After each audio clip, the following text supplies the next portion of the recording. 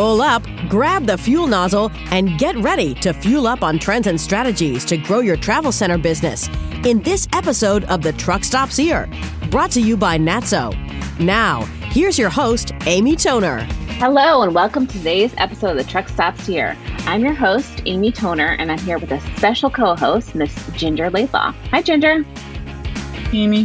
Hey, Ginger is the Vice President of NATSO's Alternative Fuels Council.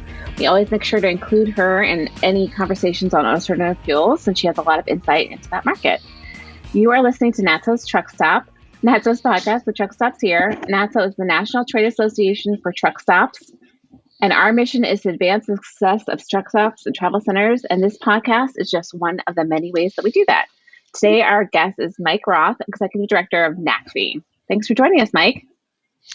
Hello, it's great to be here. Now, Ginger, I know you're the woman in the know, so I'm going to turn it over to you to ask our questions. Okay. Hi, Mike. Thanks for joining us today. I appreciate it.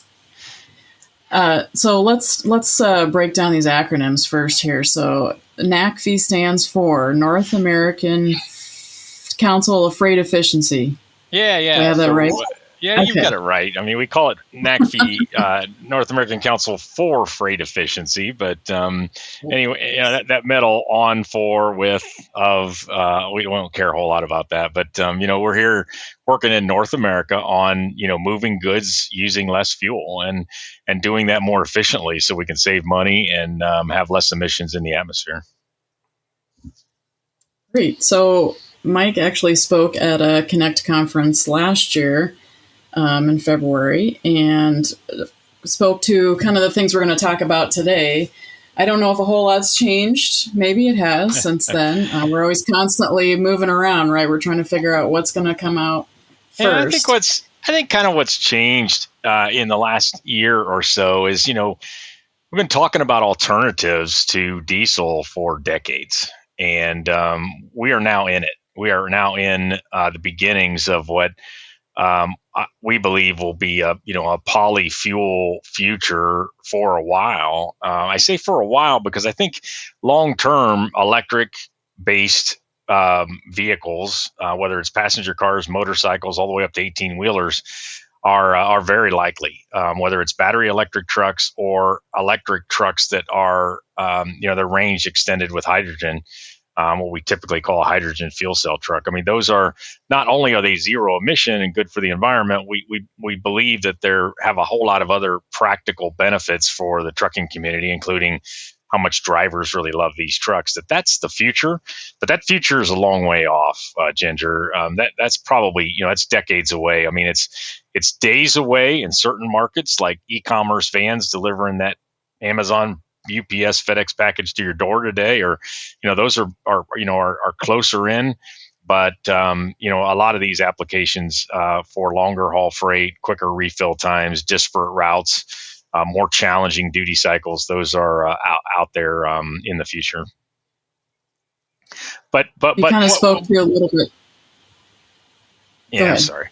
But what we see in the next few years or in the next decade or so is, a lot of these alternative fuels that we've been hearing about and thinking about, whether it's natural gas, renewable diesel, renewable natural gas, maybe burning hydrogen in an engine, which is now something that's come about in the last, really since I was at your conference. So that's now a solution that we see kind of in what we call a messy middle between now and when electrification really takes off. But that middle, this isn't like quarters and years like we're used to in trucking. This is more, decades until that'll really happen over time. Right. So kind of going along with that. So we've seen a lot of, and this has really been going on for a while, but converting engines. So I've seen some, I think Clear Flame might be one name that's converting diesel engines to using ethanol. And we've now seen diesel engines being converted to EV. I'm also curious about Optimus technology, which converts engines to being able to use B100. Do you think fleets are looking at those kind of options as we're in this messy middle part here before we fully... Great question. Very good question. I think that I'm surprised. I don't like to admit being surprised very often, but I'm surprised. I'm surprised with how quickly transportation and moving goods is into sustainability. Shippers want to move goods more sustainably, whether that's higher MPG trucks, which are burning less fuel and being more efficient. That's a decarbonization strategy, all the way to electrification and hydrogen. And so all these technologies, the sustainability is pulling this faster than we ever thought. And we're starting to see, every day we see another solution, whether it's on new trucks or retrofitting or rebuilding, like you're talking about. So I actually see more solutions coming to the market than the market is able to understand, put in operation. I say every day, I think, Ginger, that there's not enough engineers, there's not enough time to get all these solutions in place. No one truck OEM will even offer all of these solutions in their truck lineup. So given all of that, it's going to be hard to make all these work. And I think those rebuilders with a limited amount of life left in the truck for it, or even if they're trying to reconfigure an engine before it's seen much useful life, that's going to be difficult to do, especially if the truck OEM or the engine manufacturer or somebody needs to be involved in the process. So there's a lot of work to do here for the long term, the short term, and resources to accomplish it all will be really challenging. Some fleets are getting forced into this due to regulations, right? Some fleets have to have so much percentage of their fleet has to be converted over to a ZEV or a zero emissions vehicle by a certain time period. Yeah, we have two things going on really that I think are really fascinating here. One is the regulations, and you're exactly right. Between California and another, what's often called the MOU states. So there's another, somewhere between 15 and 18 states, I can't keep track, that are looking at the California Clean Truck Rule and the California Clean Fleet Rule, and might go down that same path of a state, a state requirement, not a federal requirement, which has all of us in trucking kind of roll our eyes a little bit, right? Because, trucking tends to be, and especially from a truck stop perspective, very much a interstate commerce kind of thing. So there's the regulatory piece, but the other piece of it that I see equally as a push or a pull, however you want to think about it, is sustainability, where we have a number of fleets we've talked to where maybe their customers are consumer-facing brands.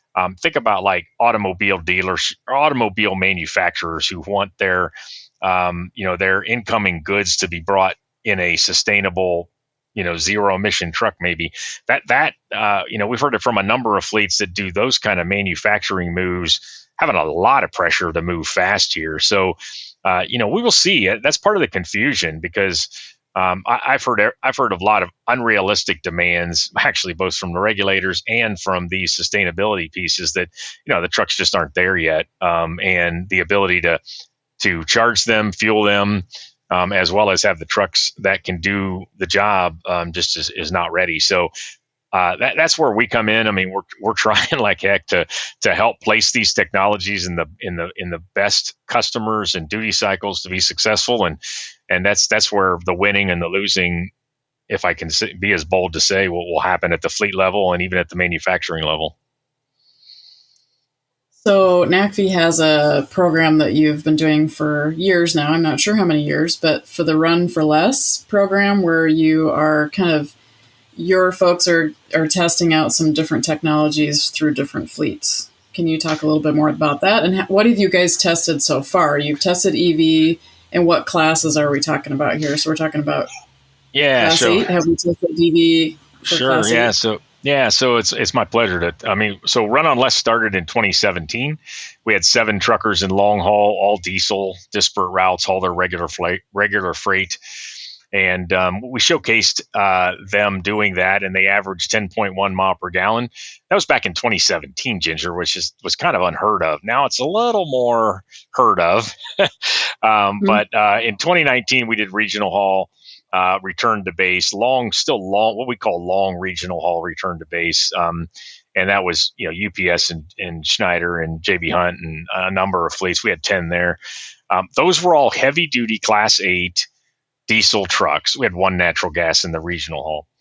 And then in 2021, we turned to focus for run on less very differently, and we looked at battery electric trucks. And there we went all the way down to even one Class 3 van. So there we had 3 vans and step vans, 3 medium duty box trucks, 3 heavy duty terminal tractors, yard dogs. They go by a number of other fun, very nice names for those workhorses. And then we had 4 heavy tractors. One was a city tractor, and the other 3 were short and medium regional haul. Those final 3 heavy duty tractors, our learnings in run on less electric last year was that they were not able to do all of what their diesel incumbents were. So, they were around a 200-mile truck at best on a single charge. Even in the run, they tried to charge the truck in the middle of the hours of service for the driver, and that was able to get them a few more miles. But really, for heavy duty electric tractors, our conclusion last summer was that they're here for short, maybe drayage and some lower runs, maybe less than 200 miles a day to 300 miles a day, but yet to be determined how much farther they can go in the heavy duty marketplace. Now, having said that, we're very early here, and so battery electric trucks, we see them both from an operational standpoint, the fleets figuring out how to utilize them better and getting more range and getting more miles out of them. Whether it's 2-shift operations, et cetera, and really the truck OEMs bringing more advanced trucks to the party. Now, batteries get heavy and they get expensive, so there will be a limit, and that's really why hydrogen is there, in the longer term to pick up the difference. So we're talking about the actual trucks, we're talking about OEMs and fleets, and obviously NATSO represents truckstops. So we're thinking about the infrastructure side of this, and I know this is not really part of your thing, but this is our thing, and we're trying to figure out, right? How is this all going to play out? I mean, we've sat on some calls where we're talking about big projects for battery electric trucks and looking for places to charge. And the project you were just talking about, they charged in the middle of their work cycle. How long did that charge take? Yeah, great question. So, happy to talk to you today because infrastructure is becoming part of our thing really fast, Ginger. So we're here because you can't have one of these. Really, most of these alternatives without infrastructure implications, even if it's where you're going to store renewable diesel alongside, the more common diesel. But to your question on electrification, you can get more percent of battery charge when the battery's lower. You see it with our cell phones. If you start to charge your cell phone, you'll go from like 20% to 50% really quickly. But to go from 80% to 100% takes a lot longer. The same holds true on these vehicle batteries, including these large diesel tractor batteries. So what we see emerging is probably a day cab tractor out doing its runs and getting that, let's say it's a 300-mile range tractor and it's used 200 miles. So it's got a state of charge now in the 30% range. But it could have a predictable route where it could swing by one of your truck stops, or on something else. Maybe it's a behind the fence private hub that somebody operates only for certain customers. Not sure if that's a possibility or not. We're not into all the details we have going on here, but let's say that in the course of the day, maybe the driver's only used 5 of his 11 hours of service, yet his state of charge is down around 30%. So he or she could pull through a truck stop, get a relatively quick charge. So that quick charge could be somewhere between 30 and 45 minutes, maybe an hour at the 350 kilowatt rate. So, today we've got 150, kilowatt fast chargers, they call them. 350 is the next step, which I would think would be a practical speed for what we're talking about here.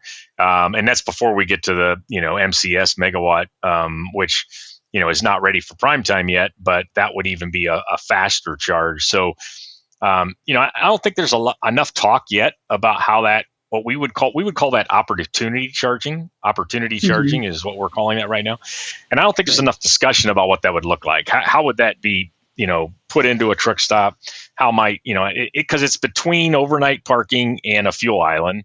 It's something in between those two areas that I think will definitely emerge far before we need any, megawatt super fast is my term, charging for large trucks. Okay, so you think something will emerge probably before we have megawatt chargers. We'll already have kind of something roughly in place infrastructure-wise before we move on to the megawatt. I feel like it's kind of a chicken and the egg. I feel like we need like 3 or 4 more other things in there besides a chicken and an egg, but I feel like they all have to happen at once, right? It has to be, the OEMs have to have the truck, there's got to be the fuel available, or the utility has to be ready to go with the power too, right? This is all part of this. Right. So the way yes, you're exactly right. But we won't wait for all that to sort of figure out. There will be certain corridors, is probably the most popular term for this. There will be certain corridors that'll emerge. It'll be places where, an individual fleet has a lot of trucks running, or think about mega fleets, or just a place where there's a lot of freight, a place where the utilities, I'm speaking now kind of outside of California, a place where the utilities want to step up and see this as a solution and want to get in early. And maybe there's some like other regional economic development. I mean, I think there's going to be these corridors that emerge that just want this to happen. And to want this to happen means that we'll have depot charging where the trucks are charged before they leave. And then this opportunity charging, I think, will emerge. And so it'll be a case of where, when, how, and who will be sort of the first to those projects. And then that'll be like, and so think about in terms of the first quarter of the 4 quarters of football, that'll be like the first quarter. And then the second quarter will be, all right, now we're really thinking about, like we've seen with the NEVI program and other of these funded infrastructure pieces, where now corridors will start to look at natural places where early truck charging should emerge before we get into this, real need for a lot of MCS charging. Now, having said all that, we're still talking about a lot of power that's needed. So even if it's small opportunity, or even if it's opportunity charging for a few trucks, that's still a lot of power that the utilities and everybody need to create. So there's kind of this oh boy moment going on right now of we electric trucks are a great thing and the truck builders are bringing them, but we're talking about a lot of power. But we don't need to put that in place overnight. That this is a decades marathon, not a sprint. So with all that said, do you feel like hydrogen might be kind of pulling ahead where battery electric is right now? Do you feel like hydrogen kind of pulls ahead on the Class 8 long haul? Yeah, really, really good question. So we know enough about battery trucks. Are simpler in design, and they go back a lot longer than our learnings and our understanding of hydrogen. So, when you people talk about the known unknowns and the unknown unknowns, for battery electric vehicles, from passenger cars to trucks, we know a lot of what we need to do to make those happen, and what it takes. There's still a lot of unknowns around hydrogen. So to answer your question, yes, this is why hydrogen is emerging as a long-haul fuel. But we don't know enough about batteries to know what % of the long-haul trucks will need hydrogen or not.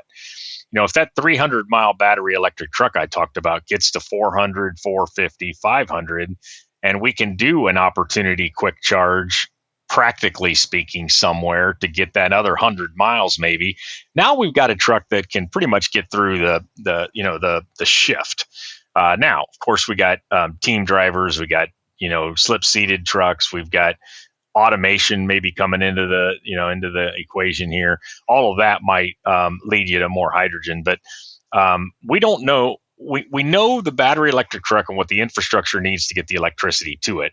We just don't know at what mileage and range will we max out the battery, because there's just too many. we're just in the very early stages here, and there's too much innovation that's going to come to help the battery electric truck out yet. So you brought up automated vehicles. What is NACFE's stance on that? What do you think about that? Yeah, so we've been following it quite a lot. I mean, but we haven't done a tremendous amount of research or report writing or anything on it. We'd like to do a run on less automation down the road to just, to kind of shine a light on everything automation. It's very engineering interesting, right? I mean, it's fascinating to think that we might be able to safely move freight and people, for that matter, without a driver in these vehicles.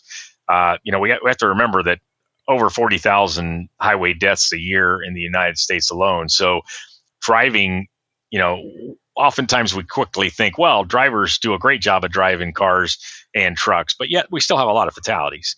So can the technology help that? Yeah, I think so.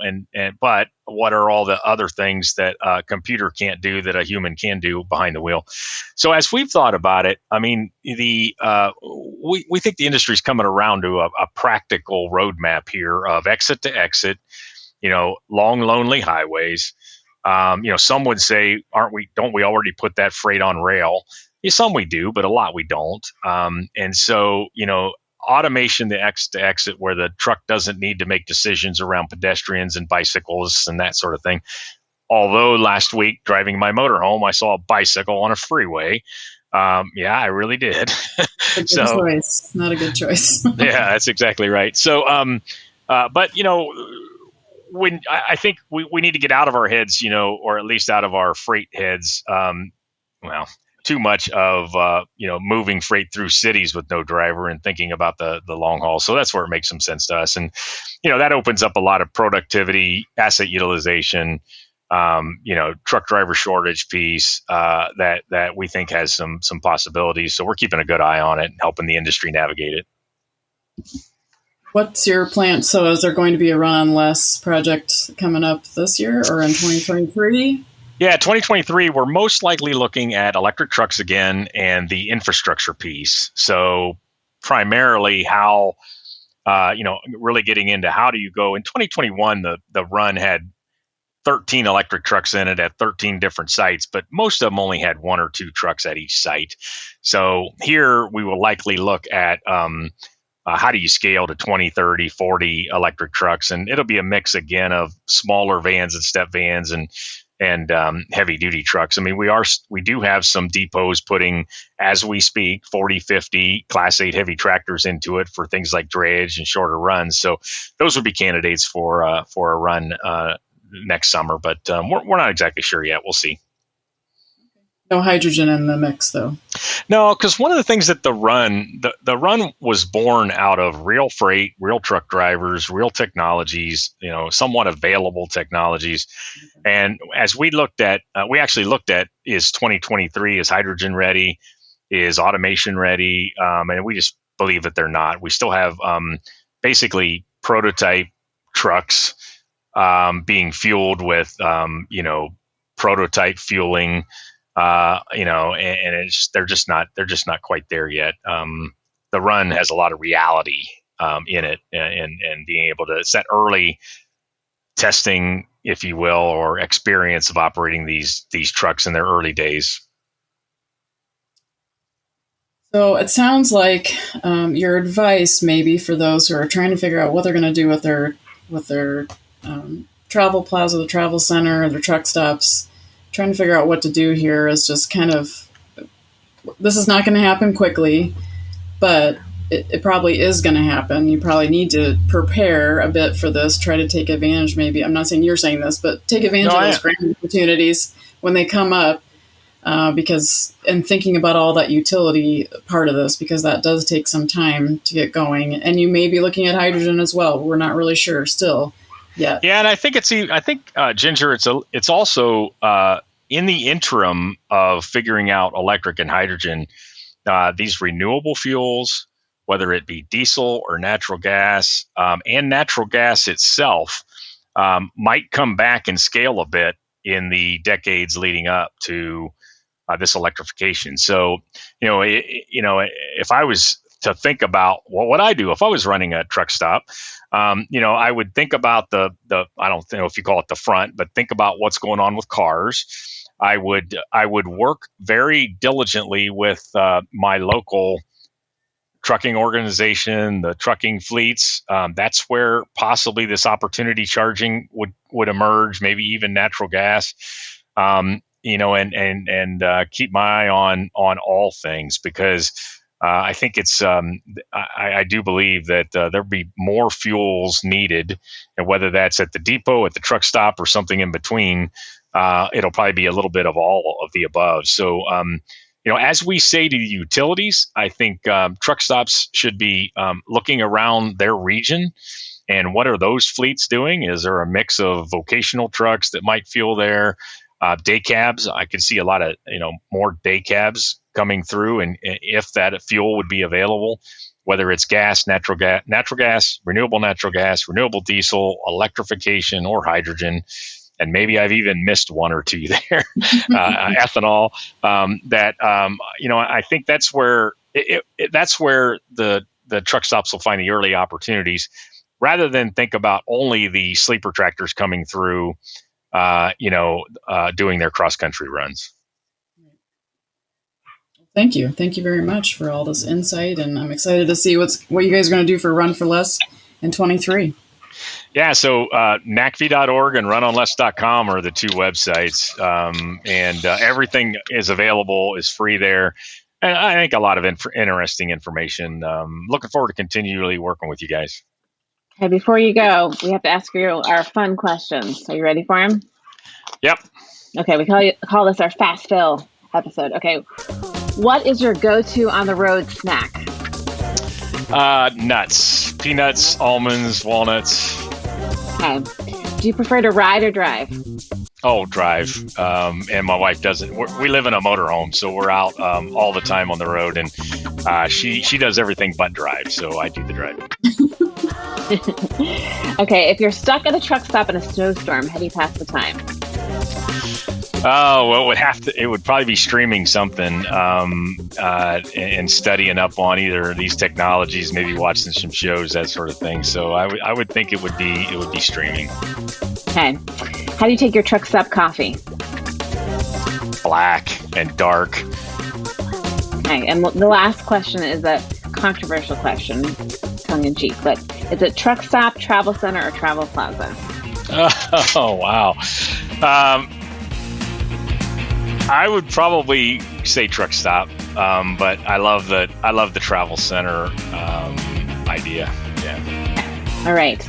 Well, thank you for listening to today's episode of the Truck Stops Here. You can find us online at www.natso.com/podcast. If you have any questions or you'd like to be a host on the podcast, reach out to us at editor@natso.com. Thanks, Mike. Thanks, Ginger. Bye, guys. The Truck Stops Here was brought to you by NATSO, the association representing truck stops and travel centers. Visit natso.com for more information. The Truck Stops Here is produced by NATSO in collaboration with Human Factor. Producers are Amy Toner and Darren Schulte.